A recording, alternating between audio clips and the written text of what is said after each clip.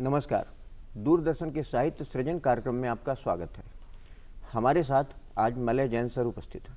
Sir, आपका स्वागत है। बहुत धन्यवाद अनूप जी। सबसे पहले सर का एक परिचय दे दूं कि सर प्रशासनिक सेवा के साथ साथ साहित्य सेवा में लगातार सक्रिय हैं। सर के 2 किशोर उपन्यास प्रकाशित हो चुके हैं जो कि बहुत पूर्व में प्रकाशित हुए। उसके बाद एक लंबा गैप रहा और सर ने कई व्यंग्य संग्रह लिखे। एक व्यंग्य संग्रह और एक व्यंग्य उपन्यास सर का प्रकाशित हुआ। सर कई पत्रिकाओं में इनके आए दिन व्यंग्य लेख छपते रहते हैं, जैसे कि आहा जिंदगी, वनमाली, अन्य पत्रिकाओं में। साथ में इनको कई पुरस्कार भी प्राप्त हुए हैं। अपनी साहित्य सेवा के लिए इन्हें दुष्यंत पांडुलिपि के अंतर्गत कमलेश्वर सम्मान प्राप्त हुआ। साहित्य अकादमी एमपी से उपन्यास ढाक के 3 पात के लिए बालकृष्ण शर्मा नवीन पुरस्कार प्राप्त हुआ। राष्ट्रीय व्यंग्य सम्मान प्राप्त हुआ। ज्ञान चतुर्वेदी राष्ट्रीय व्यंग्य सम्मान इन्हें प्राप्त हो चुका है।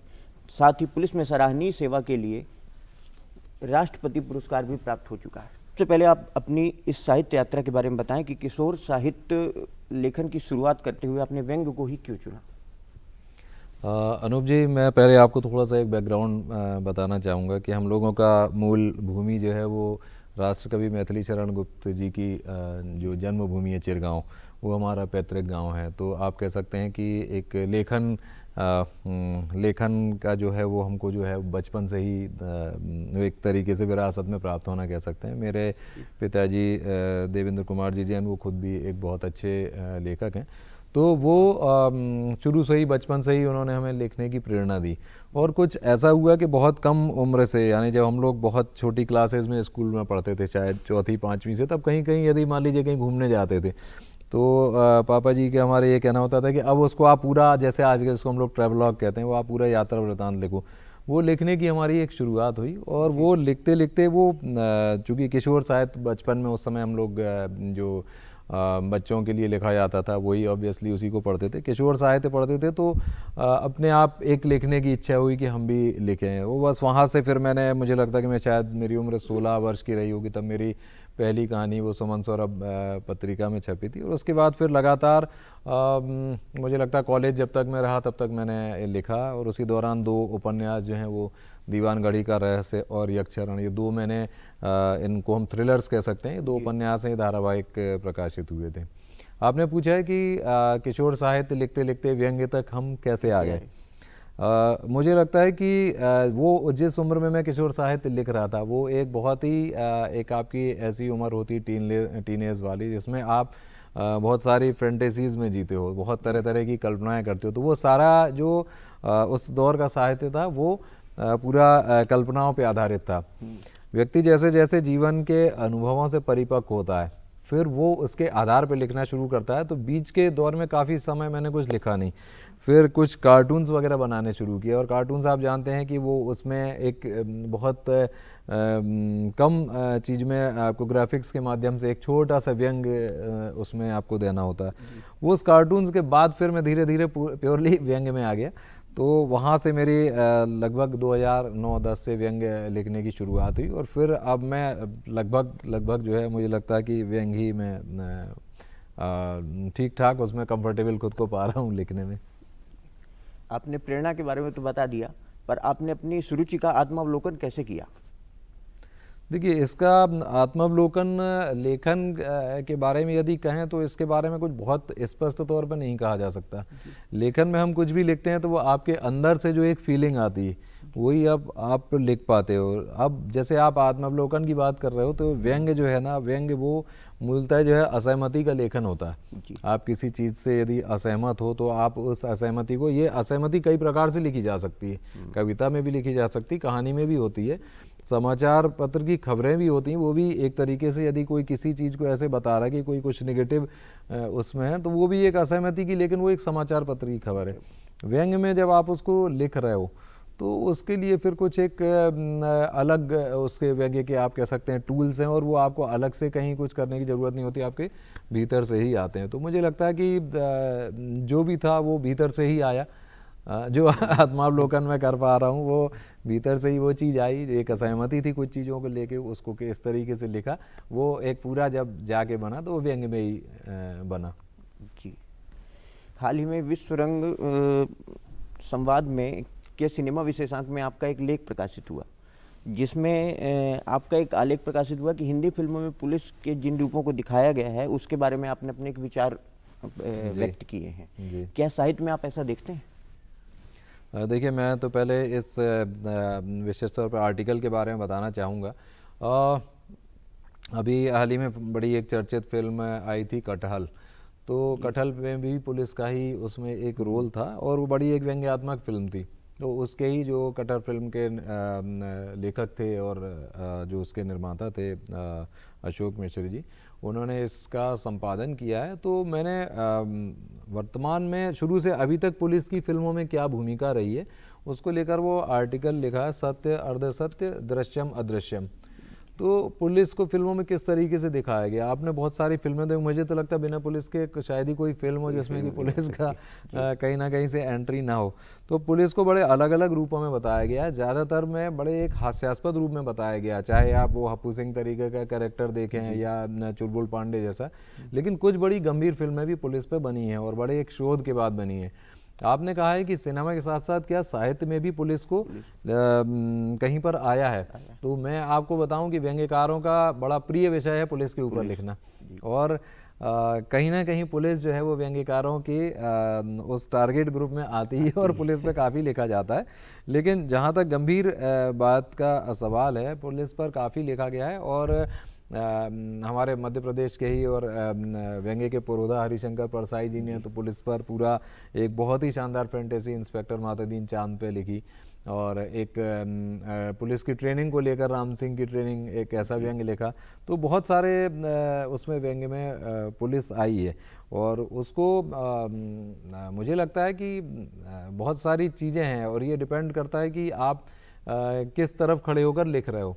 जैसे मैंने भी पुलिस में रहते हुए मैंने भी व्यंग्य लिखा, लेकिन मैंने इस तरफ से जो चीज़ को समझा है कि सामने वाले की क्या विसंगतियाँ हैं, तो फिर मैंने उनको अपने व्यंग्य में लाने की कोशिश की है। तो जो सिनेमा में लिखा गया है, निश्चित सिनेमा में दिखाया गया है, वो साहित्य में भी कहीं ना कहीं आया है पुलिस के ऊपर, और काफ़ी आया।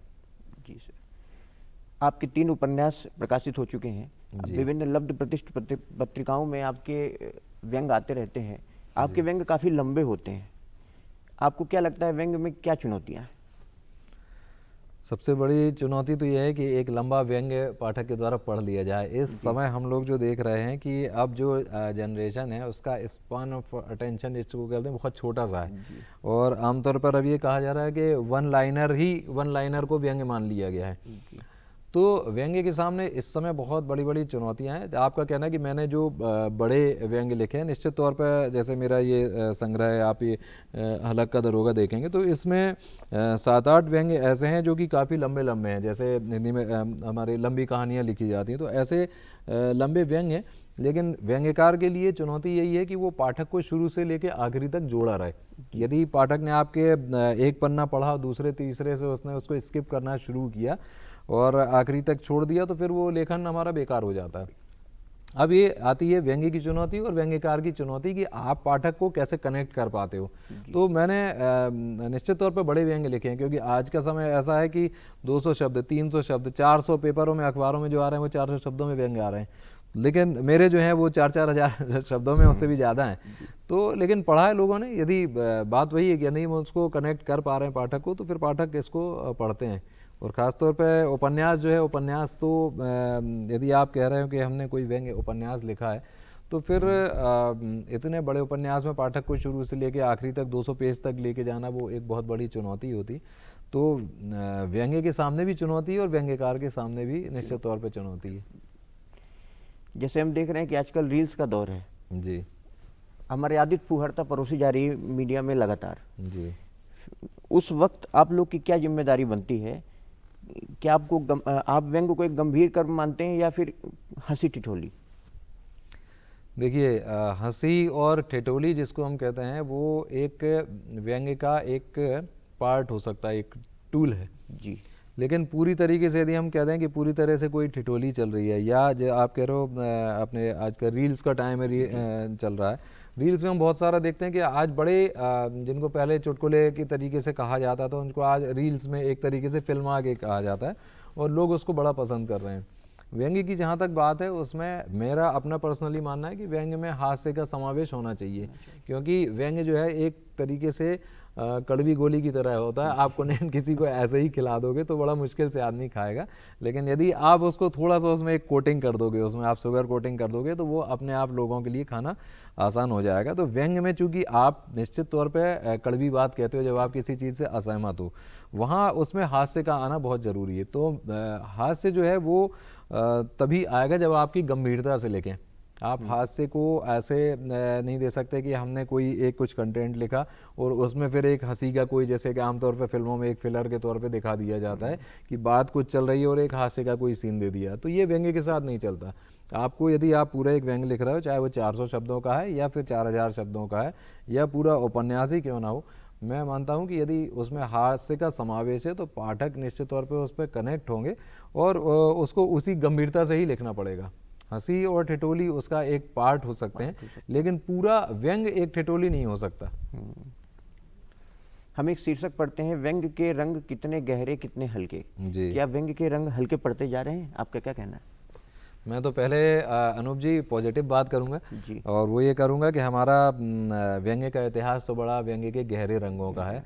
चाहे कबीर से ले लें, हम कबीर से शुरुआत करें, या भारतेंदु जिन्होंने उस युग में व्यंग्य लिखा था जबकि सबसे बड़ी चुनौती थी कि आप कैसे वहाँ पर व्यंग्य लिखते हुए उस दौर में आप सर्वाइव कर पा रहे हो, जिन्होंने बड़े इसके साथ ये बात कही थी कि सब धन लिए जात अंग्रेज, हम खाली बातन के तेज, ये भारतेंदु ने कहा था। तो उसके बाद से हमारी व्यंग्य की परंपरा लगातार चली आ रही है और हम हरिशंकर परसाई जी को लें, मध्य प्रदेश से ही दोनों, शरद जोशी जी भी हैं।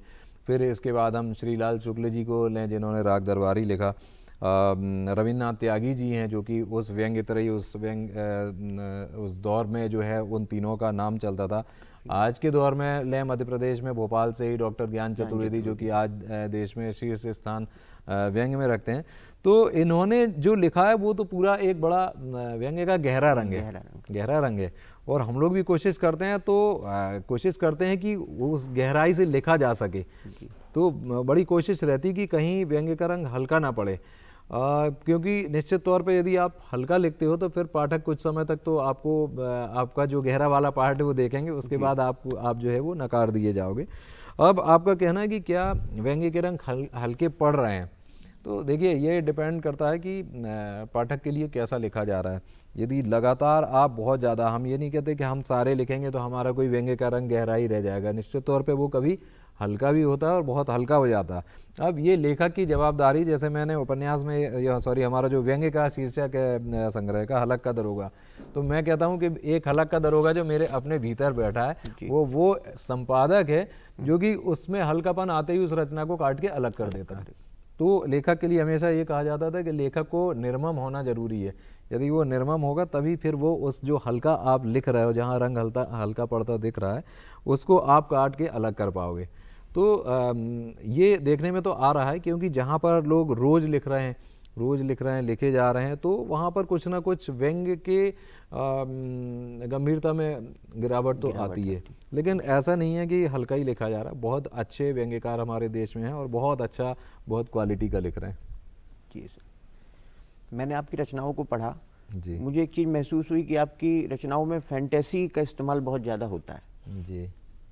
क्या हम फैंटेसी को एक टूल के रूप में इस्तेमाल कर रहे हैं? ये पाठकों को कैसे जोड़ता है? मुझे लगता है कि कल्पना जो है हर एक पाठक के मन में कहीं ना कहीं तो उपजती है। वो फैंटेसीज कहीं ना कहीं तो उसको प्रभावित करती हैं। और अभी मैंने परसाई जी का ही नाम लिया, और जो मैं इंस्पेक्टर मातादीन चांद पे बता रहा था, रानी नागफनी की कहानी, वो उनने फैंटेसी लिखी। डॉक्टर ज्ञान चतुर्वेदी तो काफ़ी लिखते हैं। तो मेरे व्यंग्य उपन्यास में फैंटेसी काफ़ी आई है। उसमें कई कुत्ते उसमें कैरेक्टर हैं जो गांव के कुत्ते हैं। वो जब इस तरीके की, जब देखिए असहमत आदमी नहीं हो सकता, कुत्ते भी हो सकते हैं असहमत। तो वो जब कुछ गलत होता देखते हैं तो वो कुत्ते आपस में बात करते हैं। तो वो जो आपस में उनकी बातें हैं, तो उस जैसे आपने उपन्यास पढ़ा होगा तो उसमें आप देखते हैं कि एक गांव के एक जो वैद्य जी एक कैरेक्टर हैं, वो उसमें काफ़ी गलत टाइप की हरकतें करते हैं। तो कुत्ते उसको कैसे उसको किस ढंग से लेते हैं, उसको किस ढंग से लेते हैं। कई बार उनको लगता है कि तो हमारी जैसी हरकतें कर रहे हैं, तो इन्हें हमें अपनी बिरादरी में शामिल करना चाहिए। ये फैंटेसी जो है ये पाठक को बड़ा अच्छे से कनेक्ट करती है। और मुझे मेरे अभी भी कई परिचित हैं जिन्होंने ये रचनाएं पढ़ी हैं, तो वो जब कभी ऐसे कुत्तों में कोई झुंड देखते हैं तो फ़ोन करते हैं कि देखो ये आपस में ये क्या बात कर रहे होंगे। तो फैंटेसी प्रभावित करती है पाठकों को, मुझे लगता है कि जल्दी कनेक्ट करती है, बशर्ते कि वो उस जो कहानी आप लिख रहे हो, जो विचार आप लिख रहे हो, उससे हट के ना हो। जी। आपकी व्यंग रचनाओं में स्थानीय बोलियों, स्थानीय भाषाओं, बुंदेलखंडी, बघेलखंडी लोकोक्तियों और मुहावरों का उपयोग काफ़ी होता है। जी जी जी। ऐसा क्यों? अनूप जी, इस बारे में तो मैं ये कहूँगा कि मुझे मैं बड़ा इसमें सकारात्मक रूप से लूँगा कि मैंने कई जगह पिताजी के शासकीय सेवा में रहने के दौरान जहाँ जहाँ ट्रांसफ़र हुए वहाँ पर साथ में गए। फिर अब मैं जब खुद शासकीय सेवा में आ गया तो मध्य प्रदेश के अलग अलग क्षेत्रों में नौकरी करने का अवसर प्राप्त हुआ। तो वहाँ की जो भाषा है, वहाँ की जो बोली है, स्थानीय बोली, वो निश्चित तौर पे आपको प्रभावित करती है। तो मुझे भी कई बार ये समझ में आता है कि हम पाठक से तभी ज़्यादा अच्छे से जुड़ सकते हैं जबकि हम उसकी अपनी बात में अपनी बात कहें, आंचलिक तो भाषा का उपयोग करें। हाँ, आंचलिक भाषा का उपयोग करें। तो ये इसका एक बड़ा फ़र्क पड़ता है, क्योंकि देखिए व्यंग में सबसे बड़ा एक होती है कि लेखक के पास बड़ी लिबर्टी होती है कि उसको वो बहुत ज़रूरी कोई मीटर में नहीं मानना। जैसे आप कोई गज़ल आप लिख रहे हो, गज़ल है या कोई दोहा है, तो वो उसका जो मीटर होता है वो तो खैर हम लोग की समझ में नहीं आता। लेकिन व्यंग में हमारे पास लिबर्टी कि हमको भाषा शैली, व्यंग्य के जो टूल्स होते हैं उसमें हम कहीं भी किसी भी उसमें जा सकते हैं। और सबसे बड़ी बात जो होती है वो एग्जेजरेट करके किसी चीज़ को हम बड़ी अतिशयोक्तिपूर्ण ढंग से बात कह सकते हैं। तो उस लिबर्टी का मैं पूरा लाभ लेता हूँ। और स्थानीय भाषा जो अपने आप सहज रूप से आती, मुझे अलग से नहीं डालनी पड़ती। क्या व्यंग्य की भाषा में परिवर्तन जरूरी है? जैसे पहले उर्दू, अरबी, फारसी शब्दों का उपयोग व्यंग्य में होता था, आज इनका उपयोग कहीं कम है, कहीं ज़्यादा है। आप इसे कैसे देखते हैं? देखिए, समय के साथ भाषा में परिवर्तन निश्चित तौर पे आता है। हमारा पुराना व्यंग्य का यदि हम इतिहास पढ़ें तो उर्दू का व्यंग्य काफ़ी रहा है। और इसी में मैं कहूँगा कि जो बेहतरीन एक हाथ से लिखा गया है वो उर्दू में लिखा गया है। और जैसे डॉक्टर मुश्ताक अहमद यूसुफ़ी जो एक बहुत ही पाकिस्तान के बहुत नामी व्यंग्यकार रहे हैं, बड़े गज़ब के व्यंग्य लिखे हैं। तो ऐसे उर्दू में पूरी एक बड़ी परंपरा है व्यंग्य लिखने की उसका ये। लेकिन चूंकि पहले उर्दू, अरबी, फारसी के शब्द हमारी वाली शब्दावली में प्रचलित थे। इवन मैं व्यंग्य की क्या बात कहूँ, हम लोग ही आज भी आप देखेंगे कि थानों में और अदालतों में बहुत सारे उर्दू फारसी के शब्द हैं। धीरे धीरे वो कम आ रहे हैं, समय के साथ हमको बदलना पड़ेगा। तो अब जैसे पहले के व्यंग्य आप देखते थे वो पत्नियों पे लिखे जाते थे, श्रीमती जी के लिए ए जी, ओ जी का संबोधन, ये आजकल कोई नहीं करता। तो आज के समय को लेकर जो है भाषा का वो परिवर्तन तो हमको लाना ही होगा। और अब चूंकि एक तरीके से जो इंग्लिश और हिंदी, जिसको आजकल हम लोग इंग्लिश कहने लग गए हैं, तो देखिए पाठक जब तभी कनेक्ट होगा जब आप पाठक की भाषा में बात करें। तो समय के साथ निश्चित तौर पे परिवर्तन होता है भाषा का, और परिवर्तन वो आना चाहिए। लेकिन ये नहीं है कि आप पूरा परिवर्तन, आप हिंदी में व्यंग्य लिखने जा रहे हो और आप पूरा उसको जो है वो सारा अंग्रेजी में भर दो या दूसरा, तो वो नहीं होना चाहिए। समय के साथ जरूर चलें, लेकिन कुछ उसको हमको ध्यान रखना पड़ेगा। आप किन व्यंग्यकारों से प्रभावित हैं? देश विदेश सभी को अपन एक साथ यदि लें तो। देखिए, मैंने विदेशी साहित्य बहुत ज़्यादा नहीं पढ़ा है, लेकिन उसमें पहले तो मैं अपने देश के व्यंग्यकारों की बात करूंगा कि परसाई जी, शरद जोशी जी और रविन्द्रनाथ त्यागी जी के व्यंग्य में बड़े चाव से पढ़ता हूँ। और जब मेरा मन होता है सुबह में, तो उनकी किताबें जो हैं, उनकी लिखी किताबें अपने पास सिरहाने रख के सोता हूँ। सुबह उठता हूँ तो मैं कुछ ना कुछ जो है उसमें से पढ़ता हूँ। श्रीलाल शुक्ल जी तो उनका क्या कहें, वो तो मतलब राग दरबारी लिख के उन्होंने तो ऐसा काम किया कि उस एक ऐसी लकीर खींच दी कि उससे आगे जाना बड़ा एक नामुमकिन टाइप का काम है। और डॉक्टर ज्ञान चतुर्वेदी, उनके सारे व्यंग्य उपन्यास मैंने पढ़े हैं, उनसे हमने काफ़ी सीखा है। तो ये सारे व्यंग्यकार हैं। और जैसा भी मैंने मुश्ताक अहमद यूसुफ़ी साहब का नाम लिया था, उनका मेरे मुंह में खाक और एक और व्यंग्य उपन्यास है, तो वो मैंने पढ़े हैं। इसी तरीके से विदेशी साहित्य में एक अजीज नेसिन जो तुर्की के व्यंग्यकार हैं, उनके कुछ मैंने व्यंग्य पढ़े हैं। निश्चित तौर पे आप जिनसे प्रभावित होते हो फिर कोशिश करते हैं कि उनके व्यंग्य खोज के पढ़े जाएं। आपने अपने व्यंग्य संग्रह में कहीं लिखा है कि हास्य को जबरन पैदा नहीं किया जा सकता। जी जी। इसे आप कैसे देखते हैं? देखिए अनूप जी, यही बात मैं शुरू में मैंने करी थी कि हास्य, यदि आप कोई व्यंग्य लिख रहे हो तो आप उसमें हास्य को अलग से नहीं डाल सकते, क्योंकि आप कोई चीज़ ऐसी बना रहे हो उसमें आप मतलब कोई मिठास आप मिला सकते हो, लेकिन आप कहो कि आप सायास किसी चीज़ को हम करें, वो हास्य मिलाना बड़ा कठिन होता है, थोड़ा सा मुश्किल ही होता है। यदि आप कुछ व्यंग्य ऐसा लिख रहे हो कि जो कि शुरू से ही उसमें एक अंतर प्रवाह जो है वो हास्य का रहे, तो वही बेहतर होता है। तो मुझे लगता है कि हास्य व्यंग्य का पार्ट हो, लेकिन अलग से उसको ओढ़ाया हुआ नहीं हो, वो उसी के साथ साथ चलना चाहिए।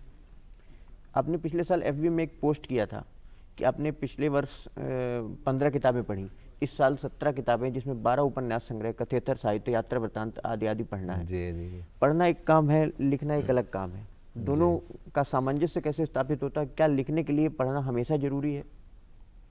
मुझे जहाँ तक ध्यान आ रहा है, यदि मैं गलत नहीं हूँ, भवानी प्रसाद मिश्र जी ने ही कहा था कि कुछ लिख कर सो, कुछ पढ़ कर सो, जिस तरह तू, वो ऐसा कुछ उनका वो है। और जो हमारे बड़े जो गुरुजन हैं साहित्य में, उनका यही कहना होता है कि यदि आपको एक लाइन लिखनी तो आप 10 लाइन पढ़िए, आपको एक पन्ना लिखना है तो कम से कम आप 10 पन्ने पढ़िए।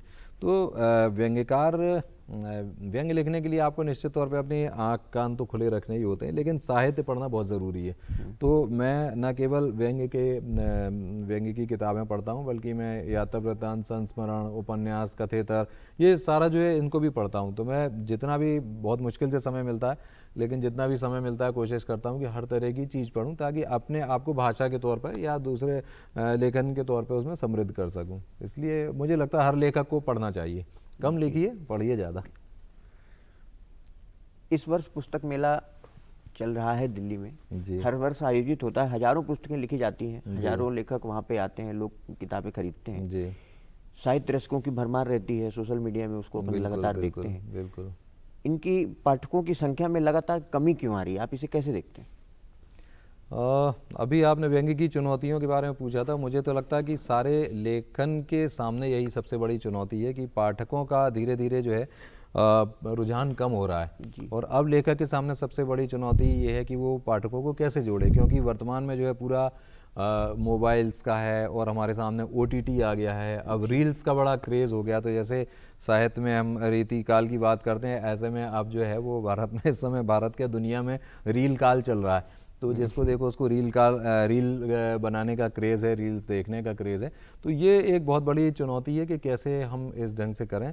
शरद जोशी जी ने 50 साल पहले, मुझे लगता है, यत्र तत्र सर्वत्र जो उनका संग्रह, उसकी एक भूमिका में ये चीज़ लिख दी थी कि आने वाला 50 साल जो है वो किताबें जो है छपनी बंद हो जाएंगी और पाठकों को खोजना मुश्किल पड़ जाएगा। और यदि लेखक जो है वो पाठक को ध्यान में रख के नहीं लिखेगा तो फिर किताब लिखना ऐसा ही हो जाएगा जैसे कि बिना किसी दर्शक के किसी थिएटर में नाटक खेलना। तो ये बहुत बड़ी पाठक को मतलब लेखक के सामने चुनौती है। और अब सबसे बड़ी बात वही है कि हम पाठकों को तभी जोड़ पाएंगे जबकि हम पाठक क्या चाहता है वो लिखें। जी।